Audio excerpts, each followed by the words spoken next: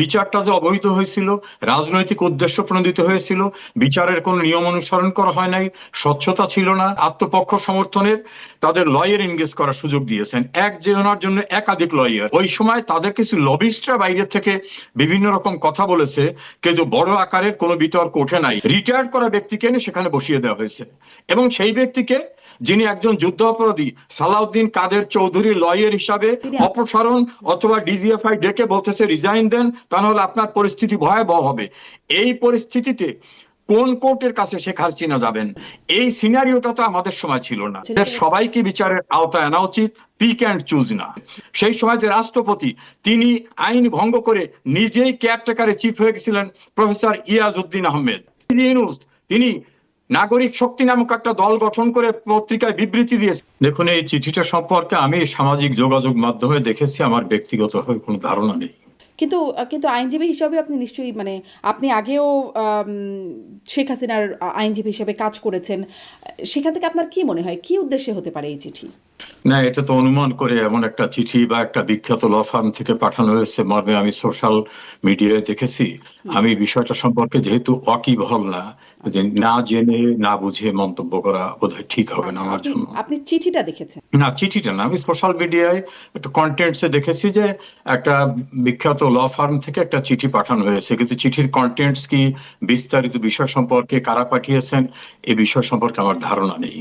আচ্ছা, চিঠিতে বলা হয়েছে মানে বিভিন্ন অভিযোগ তোলা হয়েছে। আমি যেটি বলছিলাম, আমি আপনাকে একটু সামারি করে যদি বলি, পক্ষপাত দুষ্টতা প্রসিকিউশনে সেটি বলা হয়েছে বিচারিক প্রক্রিয়ায় ফেয়ার ট্রায়াল হচ্ছে না বা ডিউ প্রসেস সেটি মেনটেন করা হচ্ছে না, এরকম অভিযোগগুলো তোলা হয়েছে, এবং অনুপস্থিতিতে বিচার, এই বিষয়গুলো অভিযোগ উল্লেখ করা হয়েছে এবং রায় বাতিলের আবেদন করা হয়েছে। এরকম চিঠি দিয়ে রায় হবার পরে কি বাতিল করা সম্ভব রায়, বা মানে এরকম চিঠির কোনো কার্যকারিতা দেখো, থাকে?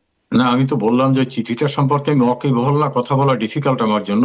তবে এটুকু বলতে পারি যে এই বিচারটা ছিল সম্পূর্ণরূপে রাজনৈতিক উদ্দেশ্য প্রণোদিত ভাবে, অবৈধভাবে, এবং তৎকালীন সময়ের সরকারি যে ম্যান্ডেটটা, সেই ম্যান্ডেট ছাড়া রাষ্ট্রপতিকে বাধ্য করে কিছু অধ্যাদেশ জারি করায় আলটিমেটলি এটা পলিটিক্যালি কনভিকশন দেওয়ানো হয়েছে। সেখানে অনেক নিয়ম কানুন মানা হয়নি, প্রসিকিউশন টিম, বিচারক সবকিছু ছিল নিয়মের বাইরে উদ্দেশ্যমূলক। কিন্তু এই চিঠির ভিত্তিতে কি করতে চাওয়া হয়েছে কি না হয়েছে এই বিষয় সম্পর্কে আমার ধারণাই নাই, যেহেতু এর জন্য মন্তব্য করা আমার জন্য ডিফিকাল্ট। মানে আমি যদি আপনাকে ধারণাটা দেই, তাহলে কি আপনি সেই বিষয়ে বলবেন যে যে আমি যেটা বলছি সেটার ভিত্তিতে আপনার মন্তব্য করা সম্ভব কিনা? যদি মানে আপনি সেখানে বলতে পারেন যে আমি যেটি বলছি, আমি আসলে চিঠিটা পড়েছি, পুরোটাই দেখেছি, দেখে বলছি যে এই অভিযোগগুলো করা হয়েছে এবং শেষ পর্যন্ত দাবি করা হয়েছে যেন তার রায় বাতিল করা হয় এবং তার বিরুদ্ধে যে মানে রায় কার্যকরের কোনো প্রক্রিয়ায় না যাওয়া হয়, এই দাবিটি করা হয়েছে।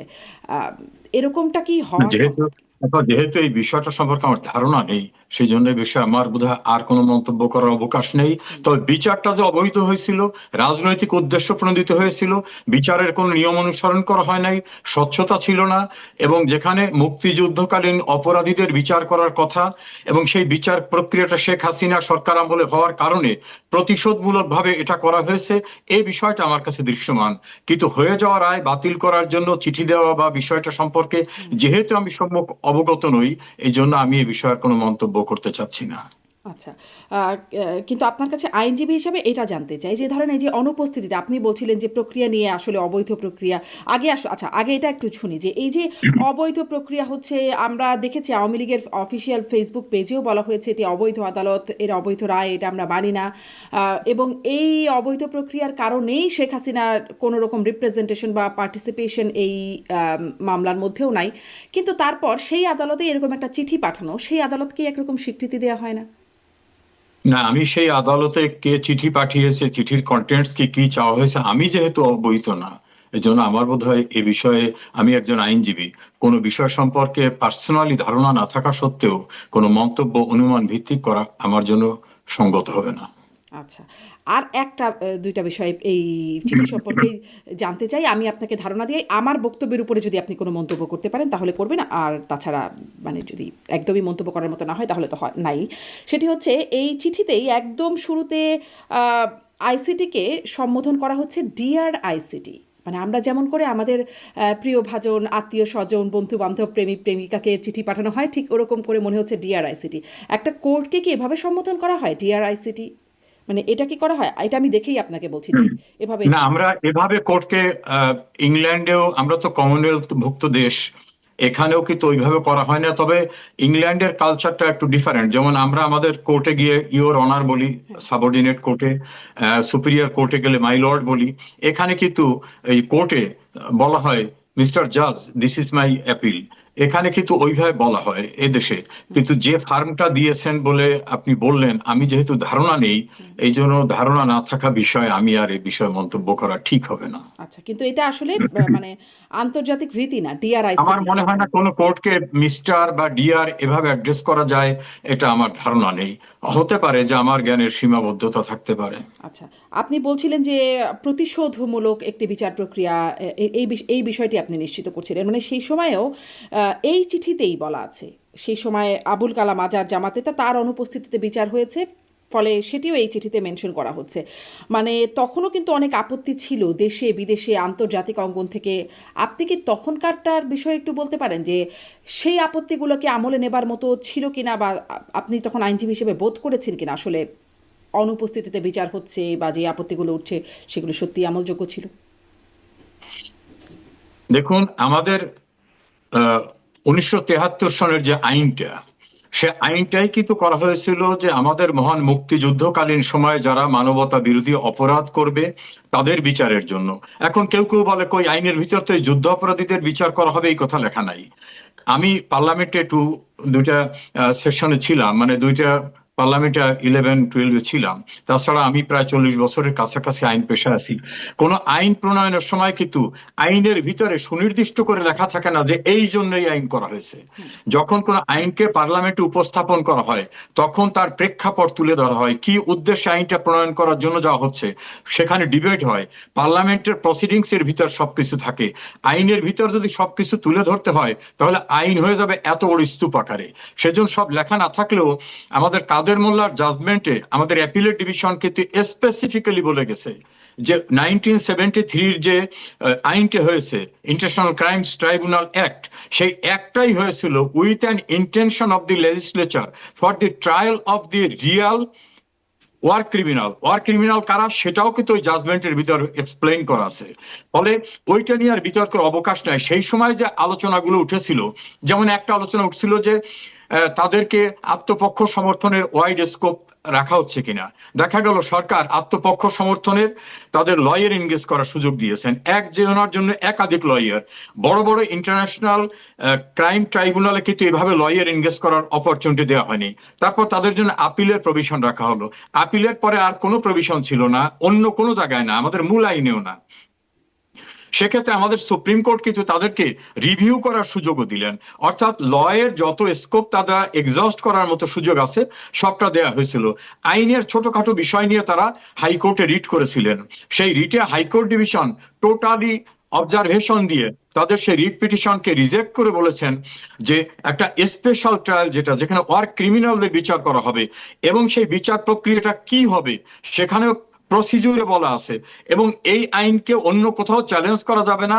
এই আইনের বিচার প্রক্রিয়াকে বাংলাদেশে ফৌজদারি কার্যবিধি বা অন্যান্য কার্যবিধিতে যে বিচার করা হয় সেই জাতীয় আইনের সঙ্গে এটাকে কম্পেয়ার করা যাবে না। এটা উল্লেখ করে আমাদের কনস্টিটিউশনে কিন্তু সেভিং ক্লজ, এটা সেভিংস দেওয়া হয়েছে, এবং সুপ্রিম কোর্টের হাইকোর্ট ডিভিশন ওই কথাগুলো উল্লেখ করেই কিন্তু তাদের রিট পিটিশন খারিজ করে দিয়েছিল। ফলে ওই সময় তাদের কিছু লবিস্টরা বাইরে থেকে বিভিন্ন রকম কথা বলেছে, কিন্তু বড় আকারের কোনো বিতর্ক ওঠে নাই। তারা নিজেরা যে সাক্ষ্য দিতে চেয়েছে সে সাক্ষ্য দেওয়ারও কিন্তু সুযোগ তাদের দেওয়া হয়েছে। মানে ধরেন সমস্ত কিছু তখনও ইউএন থেকে এই চিঠিতেই বলা হচ্ছে যে তখনও আসলে ইউএন থেকে উদ্বেগ জানানো হয়েছিল এই যে আবুল কালাম আজাদের অনুপস্থিতিতে বিচার করা হচ্ছে, এবং তখনও আন্তর্জাতিক সংস্থা থেকে এসেছিল এরকম কিছু। আপনি বলছেন লবিস্ট, এখনো যেগুলো হচ্ছে সেগুলো কি লবিস্টের থেকেই আসছে? মানে এখন না, এখন যে না, এখন তো কোনো লবিস্ট কোথাও যা কেউ ইনগেজ করেছে, ধরেন মীর কাসেম আলী, তারপর আবুল কালাম আজাদ অন্যদের ইন্টারেস্টে যে লবিস্ট নিয়োগ করা হয়েছিল তারা কিন্তু এডমিট করেছে, এবং সেই সময় লবিস্টকে যে টাকা পে করা হয়েছিল সেই রিসিপ্টের কপি পর্যন্ত পার্লামেন্টের পররাষ্ট্র মন্ত্রণালয় থেকে উপস্থাপন করা হয়েছিল। তারা কিন্তু সেটা চ্যালেঞ্জ করেন। ভেরি রিসেন্টলি জামাতের একজন নেতা লন্ডনে থাকেন, তিনি কিন্তু লবিস্ট নিয়োগ প্রক্রিয়া সম্পর্কে লন্ডনের একটা টেলিভিশনে বলছেন যে আমরা দীর্ঘদিন যাবৎ লবিস্ট নিয়োগ করেছি, এবং সেই লবিস্ট যারা নিয়োগ হয়েছিলেন তার ভিতরে একজনকে কিন্তু সরকার পক্ষের বিশেষজ্ঞ হিসাবে এই শেখ হাসিনা সরকারকে সরিয়ে দেওয়ার পরে সেই ট্রাইব্যুনালই তাকে কিন্তু নিয়োগ দেওয়া হয়েছে। তিনি কিন্তু কোনদিন অস্বীকার করেন নাই যে আমি লবিস্ট হিসাবে নিয়োজিত হইনি। ফলে এই সময় লবিস্ট নিয়োগ করা হয়েছে এরকম কোনো স্পেসিফিক শব্দ আমি কোন জায়গা থেকে মানে পাইনি, বরং সেই সময় যে কে লবিস্ট ছিলেন যিনি ট্রাইব্যুনালে নিযুক্ত হলেন, একটু স্পষ্ট হই। টবি কিডম্যান, যাকে স্পেশালি এনগেজ করা হয়েছে, তাকে তো লবিস্ট নিয়োগ করেছিল, এবং সেই নিয়োজিত লবিস্ট সেই সময় বাংলাদেশে যেতে পারে না, কারণ বার কাউন্সিল অ্যাক্টে বাইরের লয়ারকে তখন অ্যাপ্রুভ করা হয়নি, লতেই ছিল না। সেই ব্যক্তিকে ইংল্যান্ড থেকে নিয়ে বর্তমানে শেখ হাসিনার বিচার প্রক্রিয়ার প্রসিকিউশনে স্পেশাল অ্যাপয়েন্টমেন্ট দিয়ে বসানো হয়েছে। যিনি যুদ্ধ অপরাধীদের পক্ষে লবিস্ট হিসাবে নিয়োগ হয়েছিলেন সেই ব্যক্তিকে শেখ হাসিনা এবং তার সহকর্মীদের বিচার প্রক্রিয়ার প্রসিকিউশনে নিয়োগ দেওয়া হয়েছে। ফলে কি জাতীয় একটা দীর্ঘ প্রক্রিয়ায় মেটিকুলাসলি এটা করা হয়েছে সেটার একটা দৃশ্যমান অবস্থা এখান থেকে প্রতীয়মান। আপনি বলছিলেন যে তখন সেই যুদ্ধাপরাধের বিচার সময় যে এই সুযোগ সুবিধাগুলো আইনগতভাবে তাদেরকে সব রকম সুবিধা দেওয়া হয়েছে, এখন কি সেগুলো বন্ধ করে রাখা হয়েছিল? ধরুন শেখ হাসিনা বা তাদের বিরুদ্ধে মানবতা বিরোধী অপরাধের বিচার হচ্ছে। আপনাকে ছোট্ট একটা উদাহরণ দিয়ে যদি বলি, এই যুদ্ধ অপরাধ ট্রাইব্যুনাল কথাটাই আমরা বলি, যদিও নামটা হচ্ছে ইন্টারন্যাশনাল ক্রাইম ট্রাইব্যুনাল, কিন্তু আপনার দর্শক শ্রোতাদের বোঝার জন্য আমি সংক্ষেপে বললাম যুদ্ধ অপরাধ ট্রাইব্যুনাল। তো সেইখানে বিচারক হিসাবে যারা নিয়োজিত হবেন তাদের কোয়ালিফিকেশন থাকতে হবে হাইকোর্ট জজ অথবা হাইকোর্ট জজ হওয়ার উপযুক্ত হতে হবে। দেখেন, একটা ট্রাইব্যুনালের চেয়ারম্যান করা হয়েছে যাকে, তিনি হাইকোর্ট জজ থেকে রিটায়ার্ড করে গেছেন, তাহলে তিনি তো আর হাইকোর্ট জজ হওয়ার মতো কম্পিটেন্ট আর থাকলেন না। রিটায়ার্ড করা ব্যক্তিকে এনে সেখানে বসিয়ে দেওয়া হয়েছে, এবং সেই ব্যক্তিকে, যিনি একজন যুদ্ধ অপরাধী সালাউদ্দিন কাদের চৌধুরী লয়ার হিসাবে অ্যাপিলেট ডিভিশনে গিয়ে অ্যাপিয়ার করছিলেন হাইকোর্ট জজ হিসেবে রিটায়ার্ড করার পরে, দ্বিতীয় ট্রাইব্যুনালের যিনি চেয়ারম্যান তিনি ডিস্ট্রিক্ট জাজ থেকে রিটায়ার্ড করে একটা প্রাইভেট ইউনিভার্সিটিতে জয়েন করেছেন। মানে লিগ্যাল প্রফেশনের যে কন্টিনিউশনটা থাকে সেটা না থাকা সেই ব্যক্তিকে এনে সেখান থেকে এনে বসিয়ে অ্যাপয়েন্টমেন্ট দিয়েই তাকে ট্রাইব্যুনালের চেয়ারম্যান করা হয়েছে। এখন আইন হচ্ছে তিনি হাইকোর্টের জজ হবেন অথবা হাইকোর্টের জজ হওয়ার জন্য কম্পিটেন্ট হবেন। এখন হাইকোর্টের জজ বলতে আমাদের হাইকোর্টে কিন্তু প্রায় 100-র কাছাকাছি জজ আছে, তাদের কেউকে না দিয়ে এই যে যিনি ইউনিভার্সিটির টিচার হিসাবে ডিন হিসাবে জয়েন করছিলেন রিটায়ার্ড করার পরে, তাকে নিয়ে আসার পরে সেই ব্যক্তিকে, তখন কিন্তু তিনি এডিশনাল জজ, পূর্ণাঙ্গ জজ না, আর্টিকেল 95 অনুযায়ী, অর্থাৎ তিনি হাইকোর্টের জজ হওয়ার জন্য যে কনফার্মেশনের জন্য তার পারফরমেন্স শো করতে হবে, একটা জাজমেন্টও তিনি কোনদিন হাইকোর্টে দেননি। তার একটা ট্রাইব্যুনাল চেয়ারম্যান, আর একটা ট্রাইব্যুনাল চেয়ারম্যান করা হলো নজরুল ইসলাম চৌধুরীকে, যিনি বহু আগে হাইকোর্টের জজ হিসেবে রিটায়ার্ড করে গেছেন, অর্থাৎ তার বয়স 67 হয়ে যাওয়ার পরেও বাড়িতে যাওয়া লোককে ধরে এনে ট্রাইব্যুনালে বসা হয়েছে। এই প্রক্রিয়াটা কেন করা হয়েছিল? হাইকোর্টে কি বিচারক ছিল না? ছিল, তাদের আনা হয়নি যে মন মতো বিচারক বসানো হবে। আবার সেখানে প্রসিকিউশন টিমে করা হয়েছে যুদ্ধ অপরাধীদের পক্ষে যারা লয়ার ছিলেন তাদেরকে প্রসিকিউশন টিমে চিফ প্রসিকিউটর অন্যান্য বসানো হয়েছে। ফলে সেই সময়ের প্রেক্ষাপটটা, এই সময়ের প্রেক্ষাপটটা এই একটা পার্ট। আর দ্বিতীয়টা হচ্ছে 71-এর যুদ্ধ অপরাধের বিচারের জন্য যে ট্রাইব্যুনাল, সেই ট্রাইব্যুনালে যাদের এখন বিচার করার নামে আনা হয়েছে শেখ হাসিনা সহ অন্যান্যরা, এরা কি 71-এর যুদ্ধ অপরাধে কোনো অপরাধ করেছেন যুদ্ধকালীন সময়? মানবতা বিরোধী অপরাধে অভিযুক্ত করা হচ্ছে, বিচার হচ্ছে। মানবতা বিরোধী অপরাধটাকে লিঙ্ক করতে হবে, বিচ্ছিন্নভাবে দেখা যাবে না। বলা হয়েছে যুদ্ধকালীন সময়ে যারা মানবতা বিরোধী অপরাধ করেছিল। এখন ডেফিনেশনের ভিতরে সবকিছু কিন্তু এখানে থাকে না। যে কোনো ল, আমি বিগিনিং এ বললাম, ল প্রণয়নের সময় পার্লামেন্টে যখন ল উপস্থাপন করে কনসার্ন মিনিস্টার, তখন কিন্তু বড় একটা অধ্যায় সেখানে উপস্থাপন করা হয় যে এই লটা কেন তৈরি করা হচ্ছে, এবং সেটার ইন্টারপ্রিটেশন কিন্তু আমাদের অ্যাপিলেট ডিভিশন কাদের মোল্লার কেসে দিয়ে দিয়েছেন যে 71-এর যুদ্ধ অপরাধীদের বিচার করার জন্য এই লটা করা হয়েছিল। সেই জায়গা থেকে যদি আপনি দেখেন তাহলে বিচ্ছিন্নভাবে শুধু মানবতা বিরোধী বললে এই জাতীয় অপরাধ যদি আপনি এটাকে অফেন্স ধরে নেন, তাহলে পেনাল কোডে বিচার করার প্রক্রিয়া ছিল, সেদিকে কেন গেলেন না? ৭১-এর যুদ্ধ অপরাধের মানবতা বিরোধী অপরাধ যেটা, সেইটাকে দিয়ে এইটার সঙ্গে লিঙ্ক করার চেষ্টা করা হলে এটা লিগালি এই অ্যাকসেপ্টেবল। কথাগুলো ধরেন এখন যেমন চিঠি দিয়ে বলা হচ্ছে, তো তখন আদালতে কেন গিয়ে বলার চেষ্টা করা হলো না? ধরেন জেরাই খান পান্না পরবর্তীতে আইনজীবী হিসেবে দাঁড়াতেও চাইলেন, তিনি আওয়ামী লীগের পক্ষে খুব শক্তভাবে বিভিন্ন সময় কথা বলেছেন, তিনিও দাঁড়াতে চেয়েছিলেন, তাকেও সমর্থন দেয়নি আওয়ামী লীগের পক্ষ থেকে। কেন মানে আদালতে কেন এই কথাগুলো বলার প্রক্রিয়া বা চেষ্টা করলো না শেখ হাসিনার পক্ষ থেকে? ধরুন, যে আদালতের ফরমেশনটাই অবৈধ হয়েছে, মহামান্য রাষ্ট্রপতিকে দিয়ে একটা অর্ডিন্যান্স জারি করে আদালতের আঙ্গিকে নতুন কিছু সংযোজন করা হয়েছে, বিচারক নেওয়া হয়েছে নিজেদের মতো করে। একজন বিচারক আছেন, তিনি জাতীয়তাবাদী আইনজীবী ফোরামের সুপ্রিম কোর্টের একটা ইউনিটের নেতা, তাকে যেদিন অ্যাপয়েন্টমেন্ট দেওয়া হয়েছে পরের দিন সেখানে তাকে মেম্বার করে দেওয়া হয়েছে। আর কয়েকজনের কথা তো আমি বললাম। ফলে যেখানে আমি পরিষ্কারভাবে বুঝতেছি যে formation of tribunal with a mala fide motive ৭১-এর যুদ্ধাপরাধীদের বিচার করার প্রতিশোধ নেওয়ার জন্য হয়েছে, সেই ট্রাইব্যুনালে শেখ হাসিনা যাবে কি অবস্থায়? শেখ হাসিনা কি বাংলাদেশে থাকার মতো অবস্থা ছিল? যেখানে ছাত্র শিবিরের সাবেক দেওয়া কেন, মানে যাকে আপনারা শুরু থেকেই অবৈধ বলছেন সেখানে এখন চিঠি দিয়ে এগুলো বলার উদ্দেশ্য? এই চিঠিটা সম্পর্কে আমি জানি না, বিধায় তো আমি বললাম যে এটাকে আমি ডিফেন্ড করা চিঠিটা বা দেওয়া ডিফেন্ড না হয়েছে করা। এটা আপনাকে আমি কনফার্ম করতে পারি। মোহাম্মদ এ আরাফাত তিনিও বিষয়টা কনফার্ম করেছেন যে হ্যাঁ এটা তিনি পাঠিয়েছেন, এটা আমি দায়িত্ব নিয়ে বলছি। যেহেতু চিঠি পাঠানো হয়েছে এবং এটি যেহেতু নিশ্চিত হওয়া যাচ্ছে, মানে যেই আদালতকে আপনারা অবৈধ বলেন সেই আদালতে আবার চিঠি পাঠিয়ে নানান রকম মানে আদালতে নানান অভিযোগ তুলে ধরছেন, যেগুলো না, আমরা এই চিঠিটা সম্পর্কে আমার ধারণা নেই, এই জন্য ইট will be difficult for me to make any comment in this regards. কিন্তু আমি এটা বলতে পারি, শেখ হাসিনা বাংলাদেশের ট্রাইব্যুনালে যে ট্রায়াল ফেস করার মতো মানুষ, তাকে যখন বাংলাদেশে ঢুকতে দেওয়া হবে না 11-এর সময়, তার সমস্ত ক্যারিয়ারকে নিষেধাজ্ঞা দেওয়া হয়েছিল, তিনি সমস্ত নিষেধাজ্ঞা উপেক্ষা করে কিন্তু বাংলাদেশে গেছিলেন, তিনি বিদেশে বসে থাকেননি। এবং তিনি বিদেশে বসে থাকা মানুষ না। তাকে 21 আগস্টের গ্রেনেড হামলার পরে তার আত্মীয় স্বজনরা 11-এর কোর্টে, আমি তখন তার লয়ার ছিলাম, তারা বলছিল যে তুমি এই ট্রায়াল ফেস করার দরকার নয়, তুমি এদের সঙ্গে সমঝোতা করে দেশের বাইরে চলে যাও। তিনি কিন্তু দেশের বাইরে চলে যেতে চাননি। ফলে ট্রাইব্যুনালে গেলে তুমি তো পথের মধ্যেই তো তাকে মবের দ্বারা তাকে মেরে ফেলা হবে।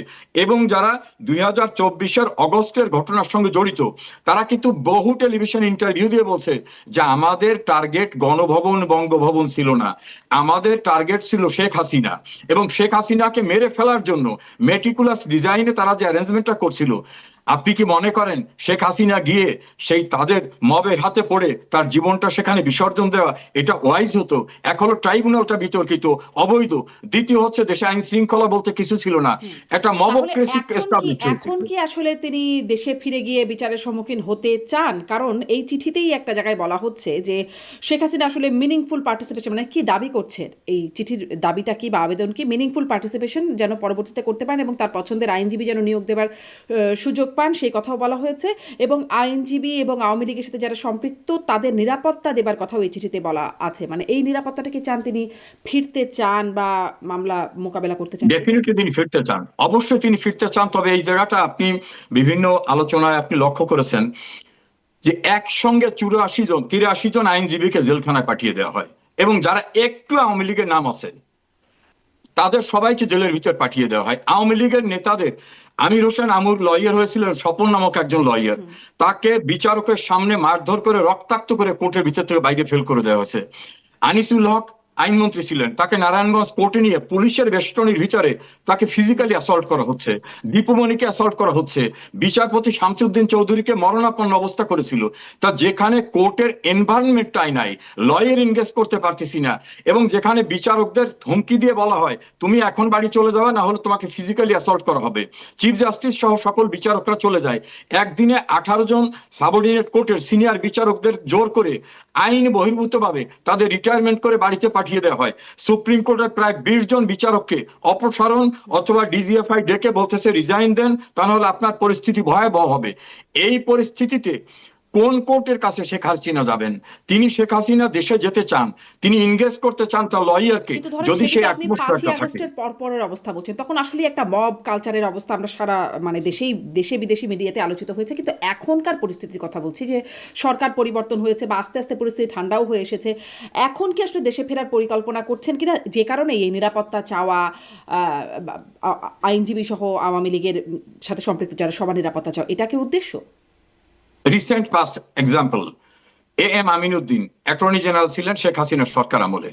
তাকে অনেকেই মনে করে তিনি কোনো আওয়ামী লীগ করেন না, কিন্তু লয়ার হিসাবে সে ভালো। এবং বিএনপির আইনজীবী নেতারা ফেসবুকে স্ট্যাটাস দিয়ে বলছেন যে আমিন স্যার সর্বজন গ্রহণযোগ্য। তাকে ছোটখাটো মামলায় আসামি করা হয়েছে, যে মামলাগুলো ঠুনকো, কোর্টে নাকি মারামারি হয়েছে এই জাতীয়, সেই মামলায় তিনি আগাম জামিন চাইতে কোর্টে আবেদন করলেন। এই আবেদন করার পরে ভয়ঙ্কর পরিস্থিতি কোর্টে সৃষ্টি করলো। বিএনপি জামাতের লয়াররা বললেন যে তিনি কোর্ট অঙ্গনে আসলে তার পরিস্থিতি ভয়াবহ হবে, তাকে কোর্টে যেতে দিল না। তো সিচুয়েশনের চেঞ্জটা কোথায়? এটা আমি আজ থেকে 3 দিন আগের ঘটনা বললাম। এবং দেশের সর্বোচ্চ আদালতে কোন প্রোটেকশন পাবেন, তিনি কোর্টে যে সারেন্ডার করবেন, প্রয়োজনে বেল না দিয়ে তাকে জেলখানায় পাঠাবে, কিন্তু তিনি কোর্টে যেতে পারবেন এটা না। যেমন আপনি একটা ঘটনার কথা বললেন, আরো তো অনেক ঘটনা হচ্ছে যখন আওয়ামী লীগের নেতাকর্মীরা জন্য বিএনপির মানে আইনজীবীরা তারাও দাঁড়াচ্ছেন এবং অনেক ক্ষেত্রে জামিনও হচ্ছে, এরকম ঘটনাও তো ঘটছে একই সাথে। আপনি কি বলতে পারেন আওয়ামী লীগের উল্লেখযোগ্য আমি একটা উদাহরণ বলি, বাংলাদেশের খ্যাতিমান একজন চিকিৎসক, শিশু চিকিৎসক ডক্টর M.A. আজিজ, তাকে সিরাজগঞ্জের সমস্ত মামলায় বেল দিয়ে দিয়েছে, সবাই জানি উনি একটা প্রফেশনাল লোক। জেলখানা থেকে বের হওয়ার পরে তাকে রাস্তায় মারধর করে মেরে ফেলার উপক্রম। তখন পুলিশ এসে তাকে উদ্ধার করলো। পুলিশ বললো ওনার বিরুদ্ধে তো কোনো মামলা নাই, আমরা ওনাকে কিসের উপর আটকে রাখবো? বলে তা জানি না, ওনাকে জেলে পাঠাতে হবে। তখন তারা জোর করে আবার তাকে জেলে পাঠিয়েছে। জামিন হওয়ার পরে তিনি বের হতে পারতেছেন না। এই সিনারিও কিন্তু বাংলাদেশের। যে আপনি বিচ্ছিন্ন অবস্থা কিন্তু কোনো জায়গায় না। আপনি উল্লেখযোগ্য একজন নেতার কথা বলেন যে আওয়ামী লীগের কোন নেতা বা একটা ইউনিটের কেউ বের হয়ে আসতে পারছে, এরকম দৃষ্টান্ত কিন্তু নাই। আমি সুপ্রিম কোর্টের লয়ার, আমি প্রতিনিয়ত বার কাউন্সিলে ছিলাম, সারা বাংলাদেশের কোর্ট কাছারি সম্পর্কে জানি। আমাদের সুনামগঞ্জে শহীদ মিনারে ফুল দিতে যাওয়া 27 জন আইনজীবীর বিরুদ্ধে মামলা করে 2 জনাকে স্পট থেকে ধরে নিয়ে গেছে লয়ারকে। কাজে লয়াররাও কোথাও নিরাপদ না। তো শেখ হাসিনা তো অনেক দূরের কথা। জি।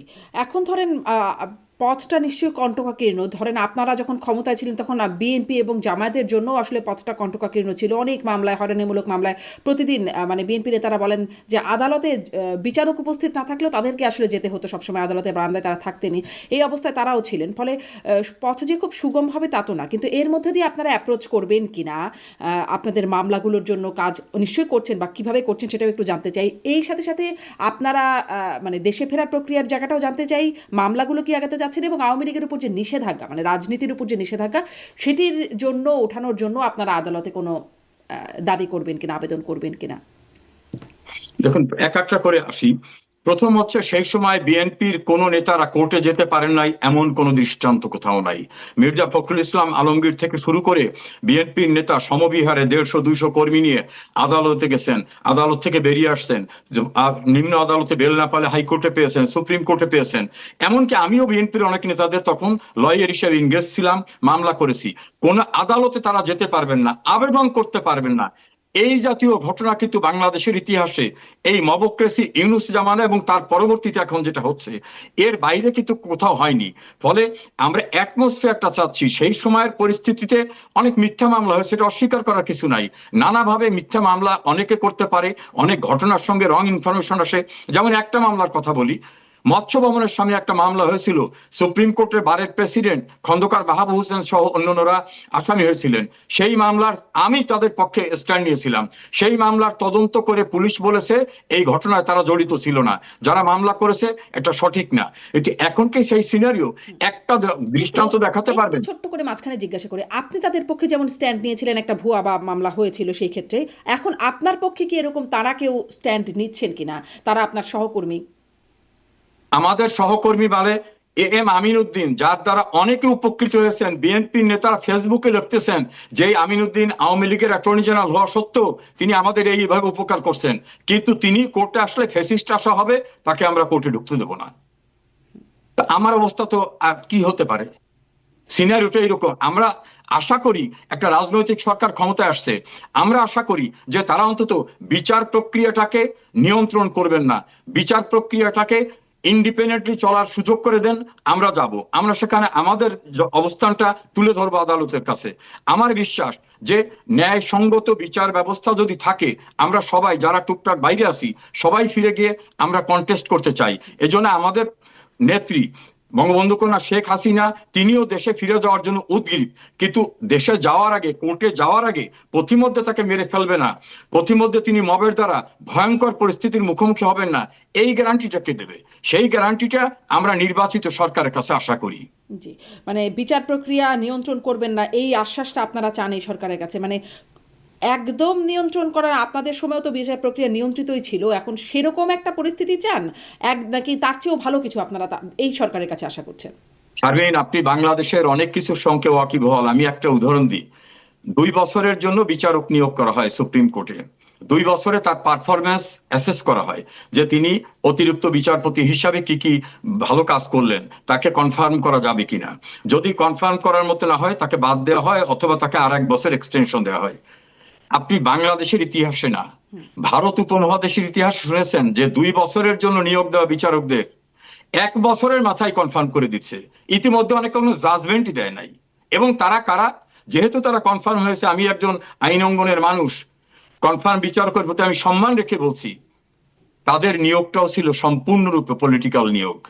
কিন্তু 2টা বছর পর্যন্ত তারা তার যোগ্যতার প্রমাণ দেওয়ার আগেই তাদের কনফার্ম করে ফেলা হচ্ছে।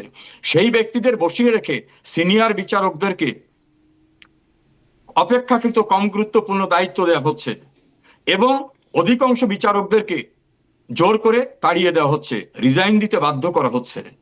এই সিনারিওটা তো আমাদের সময় ছিল না। ছিল তো। দেখেন, আমি একটু সরি, তখন আমি তৎকালীন chief justice S K Sinha, আমি একটা তাকেও উদাহরণ তো শুধু আপনাকে ডিজিএফআই বলি। সেখানেও তো কিছু ইনভলভমেন্ট ছিল, তার চলে যাওয়াটাও তো মানে খুব আমি সুস্থ আপনার ছিল এই না। প্রসঙ্গটা যাব, আমি আপনার সঙ্গে। তৎকালীন প্রধানমন্ত্রী শেখ হাসিনার বিরুদ্ধে 3টি কন্টেম্পট মামলা হয়েছিল, একটা অ্যাপিলেট ডিভিশনে, হাইকোর্ট ডিভিশনে, একটা ছিল জাস্টিস সৈয়দ আমিরুল ইসলামের কোর্টে, আর একটা জাস্টিস এম এম হকের কোর্টে। তখন কিন্তু তিনি সিটিং প্রাইম মিনিস্টার। এই বিচারকরা তাদের মতো করে জাজমেন্ট দিয়েছেন, তাদের একজন বিচারককেও কোর্ট অঙ্গনে যেতে পারবে না, রিজাইন দিতে হবে, এ জাতীয় পরিস্থিতির মোকাবেলা করতে হয় নাই। তবে জাস্টিস এস কে সিনহার কথাটা আপনি বলছেন, অবশ্যই এস কে সিনহার ঘটনাটা ডিফারেন্ট ছিল। আমি সেই ঘটনার অনেক প্রসঙ্গে অবজার্ভ করেছি, উইটনেস করেছি। যখন এস কে সিনহার কলিগরা, তার সহকর্মীরাই বললেন যে এই বিচারকের সঙ্গে আমরা কোনোভাবে কোর্টে বসবো না, কারণ তারা কিছু নৈতিকতা, অন্যান্য ডকুমেন্ট পেয়েছেন, তার উল্লেখ করে তারা বললেন উনি যদি থাকেন ওনার সাথে আমরা কোর্টে বসবো না। এবং সেই এখন কি সেই ডকুমেন্টগুলো সিনারি? পুরনো ডকুমেন্ট ছিল, সেই ডকুমেন্টগুলো ঠিক সেই সময় অ্যারাইজ করে নাই। আমি কথাটা বলছি যে, আমার কথাটা কিন্তু ওই জায়গায় না, আমি বলছি যে তার কলিগরা তার সঙ্গে বসতে চায় নাই, কিন্তু বিচারপতি ওবায়দুল হাসান শাহিন, চিফ জাস্টিস, তার কি কোনো কলিগ বলছিল যে আপনার সঙ্গে আমরা বসবো না, আপনি রিজাইন দেন? আইন উপদেষ্টা আসিফ নজরুলের প্ররোচনায় কোর্ট অঙ্গনে গিয়ে মব বাহিনী বলছে আপনার ফ্যামিলি রক্ষা হবে না, কোর্ট পুড়িয়ে দেবো, সুপ্রিম কোর্ট পুড়িয়ে দেবো, আপনার বাড়িঘর পুড়িয়ে দেবো, প্রয়োজন ফিজিক্যালি অ্যাসল্ট করবো। এই পরিস্থিতি কি হয়েছিল কখনো আমাদের সময়? না, এই পরিস্থিতি হয়নি। টুকটাক যেটা ঘটেছে, আমি অস্বীকার করবো না, আমি ব্লাইন্ড না, সেটাও অনাকাঙ্ক্ষিত ছিল, সেটা হওয়া ঠিক হয়নি। জি, তাহলে আসলে এই জায়গাটায় আসি যে আপনারা তাহলে এখন আইনি সহায়তা খুব একটা পাচ্ছেন না দেশের আইন আদালতের কাছে, এখন খুব একটা আইনি সহায়তা পাচ্ছেন না সরকার পরিবর্তনের পরেও, মানে কোনো পরিবর্তন হয়নি? বরিশাল বার অ্যাসোসিয়েশনের একাধিকবারের নির্বাচিত প্রেসিডেন্ট এবং সেক্রেটারি তালুকদার মোহাম্মদ ইউনুস, তিনি একটা মামলায় কোর্টে গিয়ে বলছেন আমাকে জামিন দেন। সেই মামলার অন্যান্য আসামিরা আগেই জামিনে আছে। মামলা কি 2014 সালের ঘটনা, মামলা হয়েছে 2025-এ এসে 2014 সালের ঘটনা। কি রাস্তায় মারামারি হয়েছে, মারামারি, মার্ডার না। সেই মামলায় ম্যাজিস্ট্রেট দেখলেন যে আমাদের তো প্রিন্সিপাল আছে যে যদি কোনো সেম ফুটিং এর আসামি বেলে থাকে তাহলে অন্য আসামি entitled to be enlarged on bail, তাকে বেল দিলেন। পরের দিন সেই বিচারককে কি করা হয়েছে আপনি মিডিয়ায় দেখেছেন। কাজে এখন কোন বিচারক আমাদের নামগন্ধ আছে এমন কাউকে বেল দেওয়ারও দুঃসাহস রাখে না, কারণ বেল দিলে পরের দিন তিনি থাকতে পারবেন না। চট্টগ্রাম ম্যাজিস্ট্রেসিতে একটা কমপ্লেন যাওয়ার পরে ম্যাজিস্ট্রেট বললো যে এটা ইনকোয়ারি করতে দিই, না আপনাকে ডাইরেক্ট এফআইআর করতে দিতে হবে। এরকম ভাবে ছিল তো কোর্ট টুকটাক এখন কিছু ইতিহাস, ডিকটেশনে তারেক চলছে। রহমানকে খালাস দেওয়া সেই বিচারক, তাকে দেশ ছাড়তে হয়েছে, পরবর্তীতে তিনিও সেই বিষয়ে বিস্তারিত বলেছেন, মানে কিছু ঘটনা তো আপনাদের সময়ও ছিল, মানে আওয়ামী আমি লীগের। কিন্তু আপনাকে বলছি যে কিছুই ঘটেনি, এটা কিন্তু আমি বলিনি। আমি বলছি যা ঘটেছে তার সেটা মাত্রা বেড়েছে। অনাকাঙ্ক্ষিত ছিল। কিন্তু এখন যেটা ঘটতেছে এই অবস্থা নিশ্চয় হয় নাই। শেখ হাসিনার বিরুদ্ধে জাজমেন্ট দেওয়া বিচারকরা নির্বিঘ্নে কোর্ট করে ইন ডিউ প্রসেস তাদের বয়স শেষ হওয়ার পর রিটায়ারমেন্টে গেছেন। কেউ কোনো মামলায় পড়েন নাই। চিফ জাস্টিস খায়রুল হকের মতো হত্যা মামলায় হ্যান্ডকাপ দিয়ে তাদের কখনো কোর্টে নেওয়া হয়নি। এই দৃষ্টান্ত কিন্তু শেখ হাসিনার সময় হয়েছে। বিচ্ছিন্ন আপনি যেটা বললেন তারেক রহমানের বিচার, বেসকে সিনার, যদিও প্রত্যেকটারই বিভিন্ন রকম দিক আছে, আলোচনার অবকাশ রাখে, কিন্তু আমি বলছি যে যেটা হয়েছে সেটা হয়তো অনাকাঙ্ক্ষিত ছিল। কিন্তু এখন যা হয়েছে, 18 জন বিচারককে সরকারি কর্মচারী বাধ্যতামূলক অবসর আইনে তাদেরকে লেখা আছে সেকশন 5-এ যে এরা সরকারি কর্মচারী বাধ্যতামূলক অবসরের ক্ষেত্রে এরা পড়বে না বিচারক, তাদেরকে বাড়ি পাঠিয়ে দেওয়া হয়েছে। তারা রিড করতে গেলে বলা হয়েছে কোর্টের বারান্দা আসলে বাড়ি ফিরে যেতে পারবে না। এভাবে সুপ্রিম কোর্টের চিফ জাস্টিস থেকে শুরু করে সাবঅর্ডিনেট কোর্ট, হাইকোর্ট ডিভিশনের বিচারকদের মোটামুটি মবের উপরে, দেখেন কোর্টের ভিতরে ডিম ছুড়ে মারছে একজন বিচারক আশরাফুল কামাল মুখের উপরে। সুপ্রিম কোর্টের বিচারক চিফ জাস্টিস নির্বাক, তিনি বললেন কামাল সাহেব আপনি ছুটিতে যান। তো প্রোটেকশন যিনি দেবেন রিফাত সাহেব, তিনি তাকে বলেন আপনি ছুটিতে চলে যান।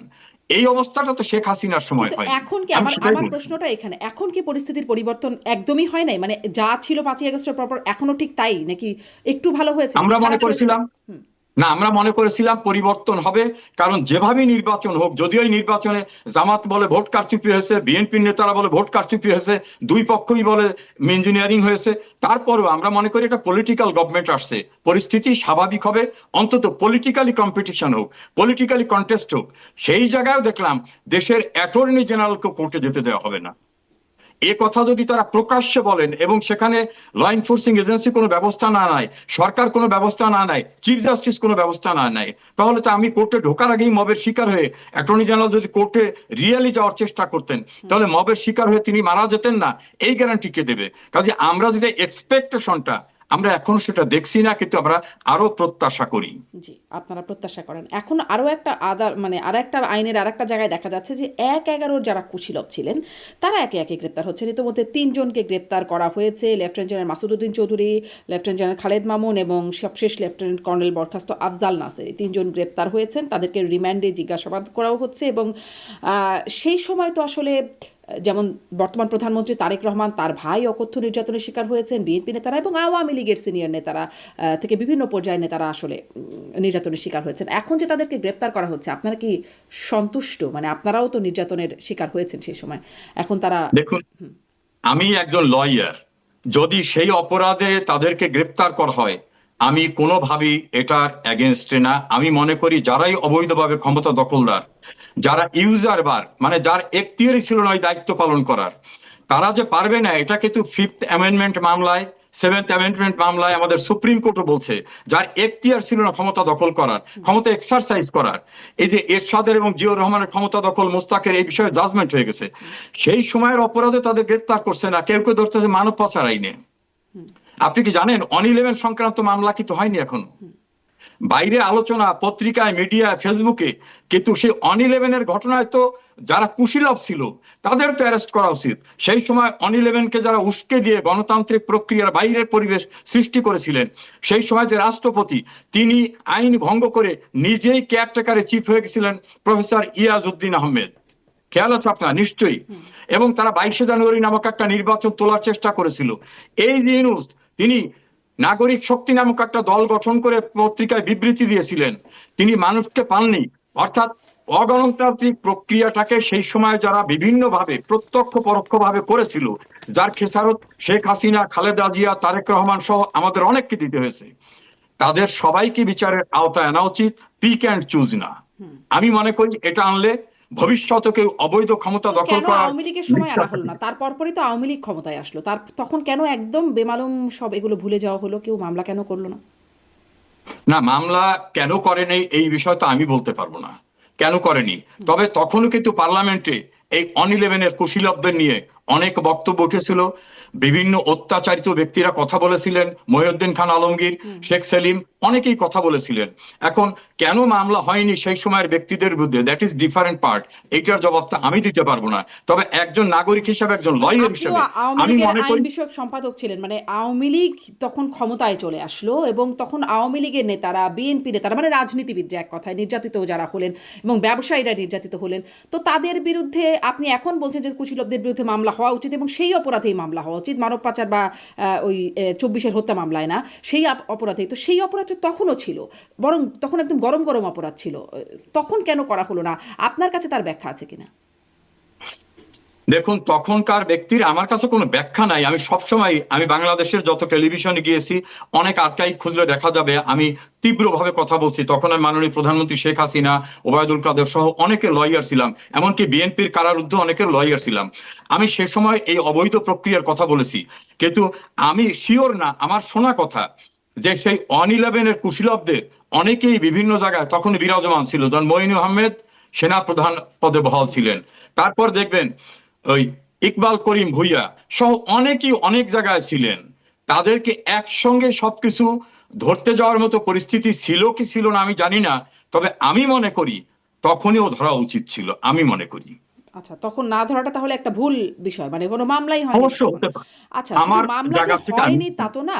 ধরেন তখন এই যে লেফটেন্যান্ট জেনারেল মাসুদ উদ্দিন চৌধুরী, তিনি রাষ্ট্রদূত হয়ে গেছেন, তিনি সংসদেও এসেছেন, আপনাদের মানে আওয়ামী লীগের সময় তিনি সংসদে ছিলেন জাতীয় পার্টির সংসদ সদস্য হিসেবে। তখন তো মুখোমুখি ছিল, জানাশোনা ছিল এবং নির্যাতিতরাও হয়তো তখন সংসদে ছিলেন, কিন্তু তবুও কেন কোনো ব্যবস্থা হলো না? নাকি একটা বিষয় বহুল প্রচলিত যে যোগ সাজসে ক্ষমতায় আসা আওয়ামী লীগের তখন এই 11 কুশীলবদের সাথে বা 11 বেনিফিশিয়ারি হয়েছেন আপনারা, ফলে ইনডেমনিটি দিয়ে দেওয়া হয়েছে তাদেরকে। আপনাদের ভার্সনটা কি?